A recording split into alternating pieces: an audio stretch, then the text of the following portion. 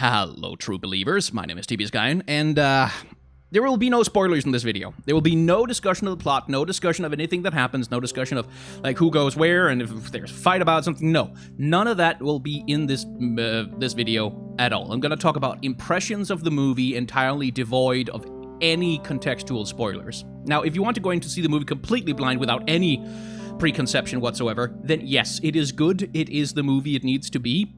Endgame is a worthy endgame to the first 15 years of the MCU. Absolutely. So if that's all you need to know, well, thank you very much for watching. Please subscribe to my channel, support my Patreon, and do all of the other stuff. For some more in-depth thoughts, well, let's get rambly.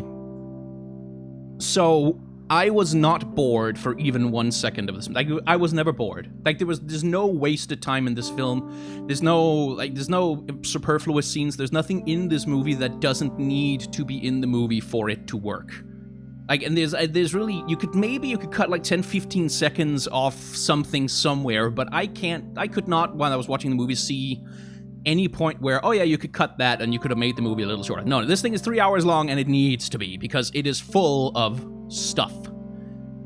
Won't say any more than that, just it's full of stuff. Stuff is always happening, there's always something going on, there's always tension and resolution. There was definitely times during this film when I was on the absolute edge of my seat, just going, I have no idea what's going to happen, I have no idea how they're going to resolve this bit of the movie, I have no idea what's going to be going on next, and I have no idea what kind of tricks the movie is going to pull in order to resolve its problems. That is narrative problems, not in terms of filmmaking problems, not that. And yeah, it is exactly the film it needs to be. Now, is it a masterpiece? Well, here's where we get into the difficult part of the discussion. And I think I'll leave that for a moment longer, because I do want to talk about, like, everyone is on the ball during this film. There's no, like, X-Men movies where Jennifer Lawrence just clearly does not want to be there underneath all that goddamn makeup. There's no one's checked out. No one's, like, giving less than 100%. No one's not there to play. Everyone is there to play. All the actors seem to understand how important it is that they take this one extremely seriously as actors. And as they go through it. Not to say that the movie is completely humorless. There's plenty of levity. Like, they've definitely, like they did in Infinity War, they've ported over a little bit of the sensibility from Thor Ragnarok and Guardians of the Galaxy in terms of, because it's such the plot is so fucking heavy. Like, there's a lot of gravitas in what's sort of going on in the story, so they've wisely made the decision to import some of the levity from the Guardians of the Galaxy movies, especially. Which helps a lot. Like, it helps a lot. There's some actors who get to show off a little bit more of their comedic side that they don't normally get to show much of in Avengers movies. But, like, especially Chris Hemsworth as Thor gets to keep some of the Ragnarok Thor with him. Which is good, because that was a much more interesting and good Thor than the one from the first two movies. Chris Evans does a fantastic job. I like the way that they managed to resolve Captain America's storyline. Robert Downey Jr. is Robert Downey Jr. Like, he's the guy he always is. He's taken the role extra special seriously this time, of course, but he's Robert Downey Jr. And there's definitely a sense in the film that, like, we know which actors aren't going to be reprising the roles, because they've already said goodbye, they've already posted Instagram posts, and like, oh, I was so honored to play this part for so long, yada yada. So we know who's not going to be in the next movies, who's not going to, be showing up again, probably. And they do a really good job of, like, so the movie is kind of their movie, because it is kind of their farewell tour. So they take the role of the air quotes central characters, and then everybody else is pretty much supporting characters to that, and everybody gets to have a moment, everybody gets to have, like, a thing where they, right, okay, so that's the, and they're, they followed up on that thing, and it's really well put together. Like, the chess pieces that needed to be moved around to get this film to work are staggering. Like, every time I had a breathing moment in the film, I just got kind of struck by, how did they get all this together? Like, how did they get that many people of, like, so many big movie stars, big names at this point, to take the time and to all be together in these places, these specific times, to do these things? How did they build all of those goddamn sets? Because holy crap, they built a lot of sets. And, like, a lot of it is just green screen, obviously. Like, a lot of it is just digitally created, and to the movie's credit, a lot of the CGI doesn't look CGI. Like, a lot of it looks yeah, it looks practical. Like, it looks like a believable world around them, which was one of the problems that I kind of had with Infinity Wars, that it was oftentimes it was a lot too obvious that, oh, right, we're in a computer wonderland generated by CGI here. Where this film, I think, manages a somewhat better job of keeping at least the important locations physical. Like, it feels like it's a physical space that they were outside filming in, rather than everyone is in front of a green screen miming against CGI. But this, yeah, the film is a victory party. Like, it's a victory party for the entire MCU, in the same way that the first Avengers movie was a victory party for the accomplishment of its own creation, right? Marvel was doing this insane cross-movie continuity experiment that really every sensible film critic in the world was like, this can't possibly work. And then Avengers itself worked, and it was kind of a party. It's a celebration for itself, like, which is why Avengers, the first Avengers, is not really a very heavy movie. It's like, we have, oh, Loki, and Thor, like, all the little plot bits have set up, but then it's pretty much just an excuse to summon a giant alien army to Earth and have the Avengers kick the shit out of them in New York. Because that was not something that was considered possible to do before Marvel came along. Like, making movies like that was not considered possible. Endgame is, in a lot of ways, kind of the same thing. It's informed by a much heavier plotline in the sense of, like, Thanos snapped his fingers and killed half the planet, half the world, half the universe. But it still has that feeling of, this is, by the time the main resolution of the conflict has resolved itself, we're throwing a party. We're throwing a party, we're having fun, we are bringing out all of the fan service, we're doing all of the cool shit that people want to see in an Avengers movie. You're having all the cool shots, all the cool team-ups, all the cool things happen that you would expect to have happen in an Avengers movie. All of that, just pile it in there. And there are times when it's you can kind of see the gears turning in the corporate Disney machine about, yes, we shall include this thing because it appeals to X core demographic and so on and so forth. You can see this moment is for those people, this one is for those fans, this one's for those fans, the ones who are fans of these movies, the ones who are fans of those movies. And that's sort of all over the film, and it's kind of naked and cynical in some ways, but it's also appropriate. Like, what the hell else is this movie supposed to be if not a giant fanboy super party where we're getting all of the favorites together, all the cool shit, all the biggest budget you could possibly have, as many explosions as anyone can put together, just throw it all in there, have a fireworks display, have some fun. And that's also good because, again, if not for that, the levity that they poured it over, like I said, from Guardians of the Galaxy and stuff, and if not for the little fanboy pandering moments, and not just fanboy, like fangirl moments as well, fan person moments, this movie would probably be a hell of a slog. Like, it would be such a drag to get through. If it didn't have that, the severity of the conflict and just the severity of the tone in a lot of the film, I think I would have been exhausted by it. Like, I think it would have just kind of sucked at the end if it hadn't had that. So, all in all, yes, this is the movie it needed to be. This is a worthy conclusion to the first Marvel Universe series, like to phase, what are we on, phase 4, something like that. It's a worthy conclusion to those first phases of Marvel movies, that first beginning of the experiment. And this is a statement piece of, like, this is what we can do when we have all of that shit in place, when we have done all of that work doing the setup, having so many individual movies tying all together into the storyline. Here's the kind of shit we can pull off. Here's the kind of stuff we can just do, and without having to explain anything, which is also the other thing that's mind-blowing about this. The shit they can just put on screen, we can just have this happen, and no one needs to explain anything because the audience knows, oh yeah, that's that guy, superhero person with that particular backstory, and they're using that weapon which can do those things and has these superpowers. Nothing needs to be explained. The movie can just go, which also it makes Infinity War makes a lot more sense as a film structurally once you've seen Endgame, because Infinity War is basically, this is all the setup we could possibly need in order to just let Endgame go. Just let it, Endgame starts like that. There's no setup, there's no meandering, there's no kind of stumbling around going, oh yeah, so last time, and in this person's previous movie, this thing happened, and then there's none of that. It's just, they just go. They just go immediately.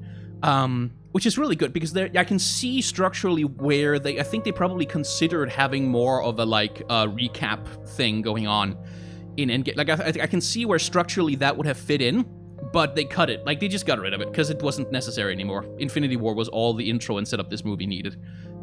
And that's I really can't overstate enough. Like, the Russo brothers are not my favorite directors of Marvel movies. They're fine, but they're not my favorite. But the sheer amount of competence it takes to direct a film like this and not have it end up a complete, miserable, shambolic mess of a thing, to coordinate all of these pieces, to make all of those plot threads and emotional beats flow together. You do have to give them, you have to bow in front of them, and you do have to bow to the Disney Marvel empire, that they have the resources and the talent and the infrastructure to pull something like this off at all is spectacularly amazing. So yes, go see Avengers Endgame. It is very, very good.